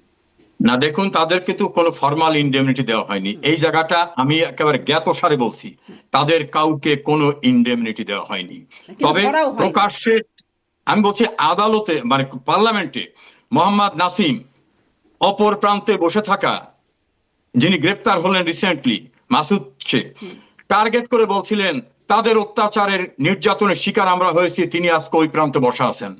অর্থাৎ তাদেরকে ছেড়ে কিন্তু কথা বলা হয়নি, কিন্তু বিচার না হওয়াটা অন্যটা দেশ, কিন্তু ইনডেমনিটি কাউকে দেওয়া হয়নি। এটা আমি একটা গ্যারান্টি দিয়ে বলতে পারি, কোনো ইনডেমনিটি কাউকে দেওয়া হয়নি। মানে সব বিএনপি নেতারা তাদের দ্বারা আপনাদের ধরেন যত অত্যাচার নির্যাতন আপনাদের বিরুদ্ধেও তখন যখন বিএনপি ক্ষমতা ছিল, হয়রানিমূলক অনেক কিছু করা হতো, তার জন্য সেটির ব্যবস্থা নেওয়া হয়েছে। কিন্তু এত নির্যাতন করা হলো, অপর প্রান্তে বসে আছেন, আঙ্গুল দিয়ে দেখাচ্ছেন, কিন্তু কোনো ব্যবস্থা নেওয়া হলো না। বিষয়টা আপনার কাছে সন্দেহজনক মনে হয় না? ইনডেমনিটির যে দেখুন, বহুল প্রচলিত ভার্সনটা আছে, ফর্মাল কোনো ইনডেমনিটি নাই তা তো আছে, তা তো নিশ্চিত, কিন্তু বহুল প্রচলিত যে বিষয়টা আছে সেটাকে অস্বীকার কিভাবে করবেন যখন চোখে আঙ্গুল দিয়ে দেখানো যাচ্ছে কিন্তু ব্যবস্থা নেওয়া হচ্ছে না বা ধরা হচ্ছে না? আচ্ছা ধরেন, এই যে লাস্টে ইউনুস গভর্নমেন্ট গেল, ইউনুস তো কুশীলবদের একজন, সেই গভর্নমেন্টে ব্রিগেডিয়ার জেনারেল একজন ছিলেন সাখাওয়াত সাহেব, তিনিও তো সেই সময় ইলেকশন কমিশনে ছিলেন। তারা বিএনপিকে দুই ভাগে বিভক্ত করে সাইফুর রহমান এবং মেজর হাফিজের নেতৃত্বে বিএনপি, শেখ হাসিনাকে বাদ দিয়ে সংস্কারের আওয়ামী লীগ, এই প্রক্রিয়ার সঙ্গে জড়িত ছিল না? অবশ্যই ছিল। কই, তারা তো এখনো দিব্যি আছে। তারা কি ধরাছোঁয়ার ভিতরে থাকবে? আমি আশা করি ধরাছোঁয়ার ভিতরে আসা উচিত, কিন্তু না, এই ধরেন লাস্ট সেটা তো একটা গভর্নমেন্টে তো তাদের প্রক্রিয়ার অনেকে মধ্যে ছিল। ছিল, সেটা একটা প্রক্রিয়া, -2 একটা ফর্মুলা, আর এটা একদম সরাসরি নির্যাতন, ক্রিমিনাল অফেন্স হবে এটা নিশ্চয়ই, যদি কাউকে ফিজিক্যালি। আচ্ছা, সেই সময় যারা ডিজিএফআই প্রধান ছিল, অন্যান্য এনএসআই এর দায়িত্বপ্রাপ্ত ব্যক্তিরা ছিল, তারাও কিন্তু শেখ হাসিনাকে উচ্ছেদ করার জন্য রিটায়ার্ড আর্মিদের নিয়ে রাস্তার যে মব করেছে, মুভমেন্ট ছিল, সেই মুভমেন্টের ভিতর তারা তো ছিল। সেই সময় তারা গুরুত্বপূর্ণ দায়িত্বে ছিল। সেই ব্যক্তিদের তো ধরা হচ্ছে না, কারণ তারা শেখ হাসিনাকে উচ্ছেদে ভালো ভূমিকা রেখেছে। সেই উচ্ছেদ করার কারণে কিন্তু আজকে তারেক রহমান সরকার গঠন করতে পেরেছেন। তাহলে তারাও কি ওইভাবে যোগাযোগী মতে তাদেরকে ছাড় দিয়ে এক পার্টকে নিয়ে গভর্নমেন্ট ফর্ম করতেছেন? মানে এই প্রশ্নটা তারাও কি যায়। এভাবে আপনি বলছেন, তার মানে আপনারাও কি ওইভাবে ছিলেন? মানে এই না না, 2008-এর নির্বাচনে আপনি সার্বিয়ান কনসাস মানুষ, 2008-এর নির্বাচন নিয়ে কেউ বিতর্ক তোলে নাই, আজ পর্যন্ত কোনো বিতর্ক ওঠে নাই। দুই একজন ওই যুদ্ধ অপরাধীদের উত্তরসূরিরা ছাড়া কেউ 2008-এর নির্বাচন নিয়ে প্রশ্ন তোলে নাই, সেই নির্বাচনটা ফেয়ার ছিল। সেই ফেয়ার নির্বাচনে শেখ হাসিনা গভর্নমেন্ট ফর্ম করছে, তখন দয়ায় সব শেখ হাসিনা গভর্নমেন্ট ফর্ম করছে। এইরকম এলিগেশন টক শোতে টুকটাক কেউ আলোচনা করলেও এর কোনো ভিত্তি কোথাও নেই। একদম ফেয়ার নির্বাচনের তালিকায় 2008-এর নির্বাচনটাকেও বেশিরভাগ মানুষই ফেলে, কিছু কিছু বিতর্ক আছে, কিন্তু আবার সাথে সাথে এই বিষয়টাও বহুল প্রচলিত। আপনার কানে যাবেন এটা হতে পারে না যে ইনডেমনিটি, তাদেরকে ইনডেমনিটি দেওয়া হয়েছে তাদের সাথে যোগসাজশে ক্ষমতায় আসা, এবং সেটির ওই যে বহুল প্রচলিত বিষয় তার কোনো ভিত্তি নাই, আইনি কোনো জায়গা নাই, কোনো ইনডেমনিটির দলিল নাই, কিন্তু যখন তাদের বিরুদ্ধে ব্যবস্থা না নেওয়া হয়, চোখের সামনে থাকে কিন্তু মুখেই শুধু বলা হয়, তখন তো এই বিষয়ে প্রশ্নটা আসবেই নাকি? তো আপনারা আসলে এই বিষয়ে সন্তুষ্ট এখন তাদেরকে গ্রেপ্তার করে আইনের আওতায় আনা হচ্ছে? আমরা বলতে মানে আমি নিজে বলতে পারি, যদি অন-11-এর অবৈধ ক্ষমতা দখল, ক্ষমতার এক্সারসাইজ করা, মানে আমি যে শব্দটাকে বললাম ইউজার বার, মানে যিনি কোনো আইনের দ্বারা অনুমোদিত না, সেই ব্যক্তির ক্ষমতা এক্সারসাইজকে আমি সব সময় বেআইনি মনে করি এবং এই অপরাধের জন্য তার বিচার হওয়া উচিত। আমি সমরেজাউল করিম মনে করি, এবং আমার বিশ্বাস আমার দলও অবৈধ ক্ষমতা দখল, ক্ষমতা এক্সারসাইজ এটাকে কখনো অ্যাপ্রুভ করে না। কিন্তু করেছিল, পরবর্তীতে কোনো বিচারের আওতায় তাদেরকে আনা হয় নাই আর কি, পরপরই ক্ষমতায় আসার পরে। যাই হোক, কেন আনা হয় নাই সেই বিষয়টা আপনি বলছেন যে আপনি ঠিক বলতে পারবেন না হয়তো। এটি একটু জানতে চাই যে এখন যে জিজ্ঞাসাবাদ করা হচ্ছে, 3 জন গ্রেপ্তার হয়ে আছেন, শেখ মামুন খালেদ তখন সাবেক মানে তৎকালীন ডিজিএফআই চিফ ছিলেন যখন আপনারাও তখন ক্ষমতায় ছিলেন, তখন ইলিয়াস আলী গুম হলেন 2012 সালের 17ই এপ্রিল, গাড়ির চালক সহ। এখন জিজ্ঞাসাবাদে এই শেখ মামুন খালেদ তিনি বলছেন যে এটির সাথে মানে কিভাবে হয়েছে, প্রথমে অস্বীকার করলেও পরে শেখ হাসিনার নির্দেশ এটি হয়েছে, এরকম কথাও বলছেন। আপনারা কি আসলে এটা আপনি পেয়েছেন কোথায়? এটা কি ফেসবুকে পেয়েছেন? না, এটি পত্রিকায় আসছে, যুগান্তরে দেখলাম সহ কয়েকটি পত্রিকায় দেখলাম। দেখুন, পত্রিকার অনেক মানে নিউজকে আমরা জিজ্ঞাসাবাদে যা দেখি আসছে আর কি সেটা লেখা হচ্ছে। না, জিজ্ঞাসাবাদের এই তথ্যটা কেউ বাইরে এসে বলে না। মনের মাধুরী মিশে আরব বরজনীর উপন্যাসের মতো অনেক কিছু লিখতেছেন। ওই সালমান এফ রহমান, আনিসুল হক সহ অন্যদের গ্রেপ্তার করার পর দেখলাম অনেকগুলো পত্রিকা বলে এই বলেছে, এই বলেছে, এই বলেছে।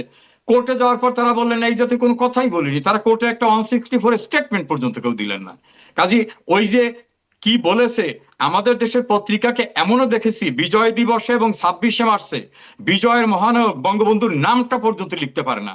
এই মিডিয়াদের অনেক জায়গাকে আমি অনেকে চিনি, আমার ল প্রফেশনে আসার আগে আমি ওয়ার্কিং জার্নালিস্ট ছিলাম। এখন মিডিয়ার আপনি দেখেন 4টে মিডিয়া ছাড়া সব মিডিয়া কিন্তু ইম্পোজ করা অথরিটিরা বসে গেছে, এডিটর থেকে শুরু করে অন্যান্যরা। কাজে তাদের যেভাবে যা বলা হয় সেইভাবে তারা নিউজ করে এবং ইচ্ছা মতো নিউজ করে।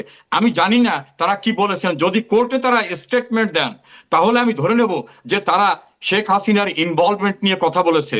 রসালো অনেক কথা পত্রিকার শিরোনাম করে বলা যায়। ইউনুস থাকা অবস্থায় বলা হয়েছিল যে পৃথিবীতে এমন দেবতার মতো মানুষ পেয়েছি যে আমাদের কোথাও যাওয়া লাগবে না, সব এসে যাবে। আর বাংলাদেশের সেই পত্রিকায় দেখলাম যে এর মতো জঘন্য দুর্নীতিবাজ, খারাপ, স্বার্থান্বেষী ব্যক্তি আর কেউ ছিল না। এই একই পত্রিকার শুধু সিনারিও চেঞ্জ হলে রিপোর্টটাও চেঞ্জ। কাজে ওইটা নিয়ে কমেন্টস করার আগে দেখতে হবে রিয়েলিটিকে, আচ্ছা, কোর্টে তাহলে যে এরকম কথা পত্রিকার বলে কি। বিশ্বাসযোগ্যতা নিয়ে আপনি প্রশ্ন তুলছেন, সেটা আপনি তুলতেই পারেন, কিন্তু কিন্তু আপনারা তখনও আসলে রাজনীতি করতেন, গুরুত্বপূর্ণ জায়গায় ছিলেন, আপনারা আসলে কি জানতেন এই গুমগুলো যে হতো তখন? আপনারা কি একদমই মানে কথা শোনা যেত, বাতাসে ভাসতো এইসব কথা? ইলিয়াস আলীর গুম তো খুবই আলোচিত তখনও ছিল। এই গুমগুলো সম্পর্কে আপনারা তখন আসলে কি জানতেন, কি হচ্ছে, কোথায় যাচ্ছে এই মানুষগুলো? শারমিন, আমি কখনোই নীতি নির্ধারণী পর্যায়ের কেউ ছিলাম না। একটা লিমিটেড পিরিয়ডের জন্য পার্টির লিগ্যাল অ্যাফেয়ার্স সেক্রেটারি ছিলাম, তারপর একটা ক্যাবিনেটে আমি ছিলাম। আমি নীতি নির্ধারণী পর্যায়ের কেউ না। কিন্তু আপনার সঙ্গে আমি অনেক টক শোতে অ্যাটেন্ড করেছি, অন্যদের সঙ্গে। আমি কখনো গুম বা এক্সট্রা জুডিশিয়াল কিলিং এইটার পক্ষে কখনো ছিলাম না। বরং রেকর্ড আছে একাধিক মামলায় এক্সট্রা জুডিশিয়াল কিলিং বা হ্যারাসমেন্টে আমি ভিকটিমদের পক্ষে কোর্টে লয়ার হিসাবে ডিফেন্ড করেছি, ভিকটিমদের পক্ষে, নট প্রসিকিউশন। আমি আজও মনে করি বিচারের বহির্ভূত ভাবে কাউকে নির্যাতন করা, গুম করা, হত্যা করা এটা একটা ভয়াবহ জঘন্য অপরাধ, আমি আজও মনে করি। সেখানে যদি শীর্ষ নেতৃত্বের নাম চলে আসে তবুও কি আপনি সেই একই বিষয় মনে করবেন? মানে শীর্ষ নেতৃত্বের নামটা যদি ম্যাটেরিয়ালি আসে তখন সেটা নিয়ে আলোচনার বিষয়। এখন অনেক কিছুই কিন্তু অনেক আলোচনা হয়। প্রেসিডেন্ট বুশকে বলা হয় খুনি, কেন? প্রেসিডেন্ট বুশ নাকি সেই সময় সারা দুনিয়া লটপট করে ফেলছে। আমি কাছের থেকে শেখ হাসিনাকে দেখেছি। আমার এখনো বিশ্বাস, আমি দৃঢ়তার সঙ্গে বিশ্বাস করি, কোনো মায়ের সন্তান বা কোনো পরিবারের কাউকে অবৈধভাবে হত্যা করা, খুন করা, গুম করা, এই জাতীয় বিষয়কে শেখ হাসিনা অনুমোদন দিছে, এটা আমি কোথাও দেখিনি এবং আমি বিশ্বাসও করি না। কারণ তার মমত্বের জায়গাটা, মানুষের প্রতি তার যে ভালোবাসাটা এবং তার নিজের পরিবারের যে কষ্ট বেদনা, তাহলে এই ডিজিএফআইরা জায়গাটায় তিনি আসলে নিজের থেকে কোন ইন্টারেস্টে আসলে এই গুমগুলো করলো? ধরেন ইলিয়াস আলীর কথাই যদি জিজ্ঞাসা করি, কারণ এখন এটা আবার নতুন করে আলোচনা হচ্ছে, সংসদেও স্পিকার বলছেন যেটা আনপানিশ যাবে না, একদম মানে রিসেন্ট খবর। ফলে এই নামটাই আবার আনছি যে ডিজিএফআই কি ইন্টারেস্টে তাকে আসলে নেবে? আচ্ছা, আমি একটা কথা বলি আপনাকে। দেখেন, কক্সেস বাজারে একজন অবসরপ্রাপ্ত সেনা কর্মকর্তাকে ক্রস ফায়ারে মেরে ফেলা হলো। সেটার সঙ্গে জড়িত দেখা গেল এসপি, ওসি, অন্যরা, তাদের মৃত্যুদণ্ড হয়েছে এবং সম্ভবত মৃত্যুদণ্ড কার্যকর হয়েছে। এই প্রক্রিয়ার ভিতরে গভর্নমেন্ট অথরিটি বলতে যদি বুঝায়, তাহলে তৃণমূলে যারা ছিলেন বা জেলা পর্যায়ে তাদের ইনভলভমেন্ট পাওয়া গেছে। আচ্ছা, আপনি একটা জিনিস বিবেচনা করেন, আমি ইলিয়াস আলীকে ব্যক্তিগত চিনতাম, তার বাচ্চাদের যখন দেখি, তার মিসেসকে যখন পার্লামেন্টে দেখি, আমার ব্লিডিং হয়। আচ্ছা, ইলিয়াস আলী কি শেখ হাসিনার জন্য এমন ভয়ঙ্কর ক্ষতিকর ছিলেন যে ইলিয়াস আলীকে শেখ হাসিনা মেরে না ফেললে তার গভর্নমেন্ট পড়ে যাবে? এমন ব্যক্তি তিনি ইলিয়াস আলী ছিলেন, এত পাওয়ারফুল ব্যক্তি ছিলেন। আচ্ছা, আমি মনে করি যেমন মির্জা আব্বাসের একটা বক্তব্য আছে, আপনি ইউটিউবে সার্চ করেন, হয়তো আপনার নলেজে আছে। তিনি বলছিলেন যে ইলিয়াস আলীকে কারা মারছে, অফিসের ভিতর গালিগালাজ করার পরে, তাকে বের হয়ে যাওয়ার পরে ইলিয়াস আলী গায়েব হলেও এটা দলের ভিতর লোকরা মারছে। দেখেছি। বিএনপির গুরুত্বপূর্ণ নেতারাও কিন্তু এই কথা বলতেছে। শেখ হাসিনা ইলিয়াস আলীকে মারার সঙ্গে সম্পৃক্ত থাকবেন বা যদি মারা হয়ে থাকে তিনি হুকুম দেবেন, আই ডোন্ট বিলিভ ইট। আমি ফার্মলি এটা বিশ্বাস করি না। কারণ শেখ হাসিনাকে আমি কাছের থেকে দেখেছি। কাউকে খুন করতে হবে, মেরে ফেলতে হবে, এই হুকুম দেওয়ার মতো মানসিকতা সম্পন্ন ব্যক্তি তিনি না। জি, আসলে মানে আপনি বলছেন এরকমটি, ওনারা আবার আর এক রকম কথা বলছেন। আবার আদালতের মানে পদ্ধতিতেও আমরা যে সবসময় খুব আস্থা রাখতে পারি তা না। সরকার বদলের সাথে সাথে আদালতের রায়, আদালতের প্রক্রিয়া সব কিছু বদলে যায়। ফলে আসলে বিশ্বাসটা যে কোথায় গিয়ে মানুষ করবে, একটা তো বড় একটা প্রশ্নবোধক চিহ্ন এখানে থেকেই যায়। একটু আপনার ব্যক্তিগত জায়গায় আসি, যে আপনি একটা আপনার একটা বক্তব্য দেখেছি, আপনি কত করুণ একটা পরিণতির শিকার হয়েছিল, বা আপনি কিভাবে দেশ ত্যাগ করেছেন সেই বিষয়টি আপনি বলেছেন, যে আপনি ফ্ল্যাটে ছিলেন সেই দেখুন, এই বিষয়টা আমি সরি, এই বিষয়টা আমি আর রিপিট করতে চাই না। আমার চেয়ে অনেক কষ্টকর ভোগান্তির শিকার অনেকে হয়েছেন। কাজে আমার চেয়ে কষ্টকর জায়গাটা হলো বাঙালি জাতির সমস্ত অর্জনের সূতিকাগার বঙ্গবন্ধু ভবন, সেটাকে যখন নির্মমভাবে ভেঙে ফেলে চুরমার করে দেওয়া হয়। আমি যখন দেখি, গত পরশুদিন দেখলাম কিশোরগঞ্জের ছাত্রলীগের সেক্রেটারিকে ধরে ইলেকট্রিক শক দেওয়া হচ্ছে। আমি তো ওই রকম টর্চার হইনি। ফলে আমার উপর থেকে যেটা গেছে, এর চেয়ে নির্মমতার শিকার আরো অনেক হয়েছে। সেই জন্য আমি মনে করি বাংলাদেশটায় মুক্তিযুদ্ধের পরাজিত শক্তিরা প্রতিশোধ নেওয়ার জন্য বিভিন্নভাবে দেশে দেশের বাইরে, ওই যে ডক্টর ইউনুস ক্লিনটন ফাউন্ডেশন গিয়ে বলছেন যে মেটিকুলাস ডিজাইন করে আমরা এটা করেছি, নাথিং ওয়াজ হ্যাপেন্ড সাডেনলি। আবার তার দুইজন নাহিদ এবং আসিফ মাহমুদ সজীব ভুঁইয়া, তারা বলতেছে যে আমাদেরকে ডিপ স্টেট আমাদেরকে এইভাবে দিয়েছে। তাদের উল্লেখযোগ্য নেতারা বলতেছেন যে আমরা পুলিশকে হত্যা করেছি, আমরা বিটিভি ভবন পুড়িয়েছি। অর্থাৎ যত অপরাধ করা হয়েছে, ছাত্র শিবিরের সাবেক প্রেসিডেন্ট বলছেন যে আমাদের টার্গেট ছিল শেখ হাসিনা। কাজে টোটালি যে একটা মেটিকুলাস ডিজাইনে একটা মুক্তিযুদ্ধের সরকার বা একটা গণতান্ত্রিক প্রক্রিয়াকে ধ্বংস করার চেষ্টা ছিল, আমি হয়তো একজন ক্ষুদ্র ব্যক্তি, আমিও তার শিকার হয়েছি। এর বাইরে এটা নিয়ে আর আমি কিছু বলতে চাই না। জি, আপনিও শিকার হয়েছেন। আমি আসলে ওই প্রক্রিয়াটা আবার নতুন করে শুনতে চাই না, কিন্তু আমি এটা প্রশ্ন করছিলাম যে আপনি ওই বক্তব্যের মধ্যে বলছিলেন যে তখন আসলে উপজেলা ছাত্রলীগ সভাপতি তাপস চৌধুরী তিনি আসলে আপনার কাছ থেকে 12 কোটি টাকা দাবি করেছিলেন। আমি এই বিষয়টা নিয়ে আলোচনা করতে চাচ্ছি না, আচ্ছা আচ্ছা, যে অনেকগুলো অধ্যায় গেছে যে বিষয়টা, আর আমি এটা নিয়ে আলোচনায় নিয়ে আসতে চাই জি না। ঠিক আছে, আপনি যদি এটা নিয়ে আলোচনা না করতে চান তাহলে আমি আর এদিকে যাব না। আপনারা তো আসলে খুব টাকা পয়সা নিয়ে যেতে পারেন নাই, সেটা আমরা জানি। এখন আপনারা আসলে কিভাবে, আপনাদের অবস্থানটা কিভাবে? বা ধরুন, আমার নিজের কথাটা আমি বলি, আমি ফরেন লয়ার হিসাবে সলিসিটার রেগুলেটরি অথরিটির সঙ্গে রেজিস্টার্ড। আমি ব্যারিস্টার, আমি এদেশে লিগালি ল প্রফেশনের সঙ্গে সম্পৃক্ত। আমি একটা সলিসিটার ফার্মে রেগুলার ল প্র্যাকটিসের সঙ্গে ইনভলভ আছি। আমার মেয়ে অনেক আগে ব্যারিস্টার হয়েছে, সে একটা ইউনিভার্সিটিতে পিএইচডি করতেছে এবং পার্ট টাইম ল লেকচারার। ফলে এবং আমার বন্ধু বান্ধব আত্মীয় স্বজনের সহযোগিতা আছে। আমি একেবারে পিওরলি প্রফেশনাল হিসাবে এখানে কোনোভাবে টিকে থাকা, একেবারে ন্যূনতম যে চাহিদাটা, সেই চাহিদাটা অর্জন করে সাহায্য সহযোগিতা নিয়ে আমি টিকে আছি। এটাই আমার অবস্থান। আর বাকি নেতাকর্মীরা যারা আছেন তাদের বিষয়ে জানেন? মানে লন্ডনে অনেক আমি নেতা আছেন। অনেকেই জানি দুরবস্থা আছে। ধরেন, আমি একটা অড জব করেছি, I don't want to explain here. আমার এই লাইফে এসে আমাকে অবজার্ভ করতে হচ্ছে। আমি অনেককে জানি, আমি একজন সচিবকে জানি, অত্যন্ত মেধাবী সচিব, তিনি একটা গ্রোসারি শপে কর্মচারীর কাজ করতেছেন। অনেকেই কিন্তু বাইরে যা দেখা যায়, একটা বিয়ের অনুষ্ঠানে গেলে বলে এই যে মন্ত্রী, এই যে এমপি এখানে আসছে। অনেকে অত্যন্ত করুণ অবস্থায় আছে, তাদের আত্মীয় স্বজনরা সাহায্য করে। অনেকে একটা বাসায়, যেমন আমি একটা বাসায় থাকি, সেই বাসায় আমি শেয়ার করে থাকি, অর্থাৎ অন্যদের ভাড়াটিয়া বাসার একটা কক্ষে আমি থাকি। আমার বলতে লজ্জা নাই, কারণ একটা বাসা ভাড়া নেওয়ার মতো অবস্থা আমার নাই, এবং আমি লন্ডন থেকে অনেক দূরে থাকি। এই রকম অবস্থায় অনেকে আছে, অনেকে দুঃসহ জীবন যাপন করতেছে, লেবারের কাজ করতেছে। আমাদের নেতা কর্মীরা এভাবে আছে, কেউ বিলাসে আছে, এরকম আমার কারোর সঙ্গে দেখা হয়নি, থাকতে পারে কেউ। আমি যাদেরকে চিনি তারা অধিকাংশই খুবই করুণ অবস্থার ভিতরে আছে। আচ্ছা, পার্টি থেকে কোনো ফান্ড হচ্ছে? যারা এত করুণ অবস্থায় আছে, দেশেও অনেকে খুব করুণ অবস্থায় আছে বলে আমরাও জানি, মানে পার্টি থেকে কোনো ফান্ড আছে তাদের জন্য? পার্টির থেকে কোনো ফান্ড নাই। কিরকম হয়, ধরেন আমার এলাকার কিছু কর্মীরা জেলখানায়, আমি তাদেরকে বের করার জন্য আমার চেম্বারে লয়ার আছে, তার বাইরে কোর্টে কিছু খরচ আছে।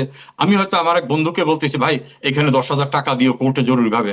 আর একজনে বলছে, ভাই তুমি 20,000 টাকা দাও, আমাদের ওই কর্মীদের অন্তত 10 জনাকে 500 করে টাকা দিতে পারে যাতে। এরকম ভাবে পার্টির নিজস্ব কোনো ফান্ড নাই। আমাদের নেতারা কর্মীরা যে যেখানে আছে সাধ্যমতো সহযোগিতা করতেছে। আবার অনেকে দানশীল মানুষও এই করুণ অবস্থায় সহযোগিতা করতেছেন, কিন্তু ইন্ডিপেন্ডেন্টলি কোথাও কোনো ফান্ড রেইজ করা, সেই ফান্ডের ভিত্তিতে কিছু করা হচ্ছে, এরকম কোনো বিষয় আমার জানা নেই। জি, কিন্তু আমরা যে এতদিন ধরে জানলাম এত এত টাকা সবাই ইনকাম করলেন, মানে নানান নীতি দুর্নীতি সব কিছু মিলিয়ে, সেই টাকাগুলোর কোনো শেয়ার এই বিপদের সময় আসছে না, কাজে লাগছে না? না না, এটা খুবই ভালো কথা বলছেন। আমিও শুনছি যে একটা টেলিভিশনের টক শোতে শুনছিলাম যে এত হাজার কোটি টাকা শেখ হাসিনাকে ইন্ডিয়ায় এস আলম দিয়ে আসছে। যে পরিমাণটা বলছে, সেই পরিমাণটা নিতে গেলে আমরা হিসাব করলাম, বাংলাদেশের যে কারেন্সি নোটটা, সেই নোটে দেখা গেল অন্তত 30-40টা ট্রাক লাগবে, এবং সেই ট্রাকে পলিথিন দিয়ে বুঝাই করে ওই টাকা নিয়ে যেতে হবে। এখন এইটা যিনি আলোচনা করলেন, তিনি দেশের গুরুত্বপূর্ণ একজন ব্যক্তি। আর কোন দেশের ভিতরে এইভাবে টাকা ঢুকানো যায় এটা আমি শুনি নাই। আর শেখ হাসিনা যেখানে থাকেন, নিশ্চয়ই সেটা প্রাসাদোপম একটা জায়গা না যে কয়েক হাজার কোটি টাকা তিনি সেখানে নিয়ে রাখতে টাকা কি পারবেন। আর এভাবে এরকম পাঠাতে হয়? গল্প আছে। ট্রাকে ভরে ভরে কি আর এখন টাকা পাঠাতে হয়? অনেক রকম এটা না, পদ্ধতি তো আছে এটা। আপনি যে দেশে থাকেন, আপনি বলেন তো আপনার অ্যাকাউন্টে 5,000 পাউন্ড, $5,000 বা 5,000 টাকা পাঠাবার সঙ্গে সঙ্গেই একটা প্রশ্ন আসবে, এই টাকা কোত্থেকে আসলো, এটা তো একটা সোর্সটা কি? খুবই যৌক্তিক প্রশ্ন। জনাব সমরে জল করিম, দেশে থাকতেও আমরা যখন একটু টাকা লোন নিতে যাই তখন অনেক খোঁজ খবর নেওয়া হয়, কিন্তু যারা বড় বড় ঋণ খেলাপি হয় তাদের ব্যাপারে কোনো খোঁজই নেই। দেখা যায় তাদের কোনো ব্যবসা প্রতিষ্ঠান নাই, কিছুই নাই, একটা বেনামে বা একটা মিথ্যা ভুয়া একটা কিছু দেখে তারা লোন পেয়ে যান। আর আমাদের ক্ষেত্রে বিষয়গুলো সবসময় কঠিন। এটা আসলে এই মানে উদাহরণে কি আর হবে? দেখেন, হাজার হাজার কোটি টাকা দেশের বাইরে নিয়ে গেছে। এইটা ইউনূস বলছে যে সব তুলে ফেলবো এবং এমন ব্যবস্থা করব যে দৃষ্টান্ত হয়ে যাবে। এই ভণ্ড এই 1.5 বছর যে অবৈধ ক্ষমতা দখল করে থাকলো, একটা লোককে কি সে ফাউন্ড আউট করতে পারছে যে এই লোকটা বিদেশে টাকা নিয়ে গেছে বা এইখানে টাকা আপনাদের রাখছে এই ভূমি ব্যাংকে? মন্ত্রী ছিলেন যিনি, তার মানে যুক্তরাজ্যে তার প্রপার্টি ফ্রিজ করা হয়েছে, হয়েছে তো। আপনি আপনি এই বিষয়টা সম্পর্কে জানেন কিনা, আমি একটু এক্সারসাইজ করেছি। আচ্ছা। আপনি কি জানেন তাদের পারিবারিক বিজনেস এই দেশে বিভোর লিবারেশন ওয়ার থেকে লন্ডনে পারিবারিক বিজনেস, এবং লন্ডনে কেউ এতগুলো প্রপার্টির মালিক কোনোদিন কেউ হতে পারে না। এগুলো গসিপ। ওই যে কালের কণ্ঠ কদিন আগে নিউজ তাহলে কি করছে, যেটা ফ্রিজ হয় আজকে নাই? যেটা মানে করছে। কথাটা কি, বিষয়টা কি, তার যে সম্পত্তিগুলো নাকি ফ্রিজ করা হয়েছে, এটা কি হয় নাই? আমি বলছি যে যেভাবে বলে যে লন্ডনে তার 100-150 বাড়ি আছে, লন্ডনে যদি কারো বৈধভাবে বাড়ি থেকে থাকে আর যদি কোনো লিগ্যাল প্রসেসে সেটাকে ফ্রিজ করা হয়ে থাকে, তিনি লিগালি সেটাকে ব্যাটেলের ভিতর থেকে যদি প্রমাণ করতে পারেন যেটা বৈধ প্রপার্টি, তিনি ফেরত পাবেন। কিন্তু অনেকেরই অনেক প্রপার্টি সিজ হয়ে যাচ্ছে, যে প্রপার্টির সঙ্গে তার আদৌ কোনো কানেকশন নাই। আমি একটা মামলার ঘটনা জানি, একজন সংসদ সদস্য নাম দিয়ে তার অনেকগুলো প্রপার্টি সিজ করছে, পরে দেখা গেল এই প্রপার্টি গুলো তার আদৌ প্রপার্টি না, কিন্তু কেউ তথ্য দিয়েছে যে এইগুলো তার, কোর্ট সিজ করে দিয়েছে। আমি এই যে ভূমিমন্ত্রীর পারিবারিক ঐতিহ্য উত্তরাধিকার বিজনেস অনেক পূর্বে, যেভাবে বলা হয়েছে সে বিদেশে এত কোটি কোটি টাকা এনে 150, 200, 300 বাড়ি করছেন, এই ইংল্যান্ডে বা আমেরিকায় এইভাবে বাড়ি করা আদৌ সম্ভব না। তবে যেসব প্রপার্টির কোম্পানির ভিতর তার নাম আছে বা শেয়ার হোল্ডার আছে, সেই কোম্পানিকে যদি সিজ করে থাকে লিগ্যাল প্রসেসে, সেটা অবশ্যই হতে পারে। কিন্তু যেভাবে গল্প সাজানো হয়েছে এটা সম্পূর্ণরূপে অসত্য। বিফোর লিবারেশন ওয়ার তাদের বাইরে, দেশের বাইরে বিজনেস রয়েছে। জি, সেটি সেটি মোটামুটি জানা যে তারা আসলে পারিবারিক সূত্রেই অনেক ধনী বা সম্পত্তির মালিক, কিন্তু তারপরে মানে তার বাইরে যেটি নেওয়া হলো সেগুলোর গল্পটাও তো খানিকটা, সেটাও তো আবার অনেকটা শোনা। আপনি বলছেন গল্প, কিন্তু তারও একটা মানে একটা ডকুমেন্টারি দেখেছিলাম যেখানে তার নিজেরও কথোপকথন আছে যে কিভাবে তিনি আনছেন, সেই বিষয়গুলো খানিকটা উঠে আসছে। জি। আমি কিন্তু ওটাকে ওন করিনি, ডিজোন করিনি। আমি বলছি লিগালি যদি কোনো কিছু হয়ে থাকে ওয়ান থিং, যদি ইলিগাল কিছু হয়ে থাকে definitely it will be treat in accordance with law.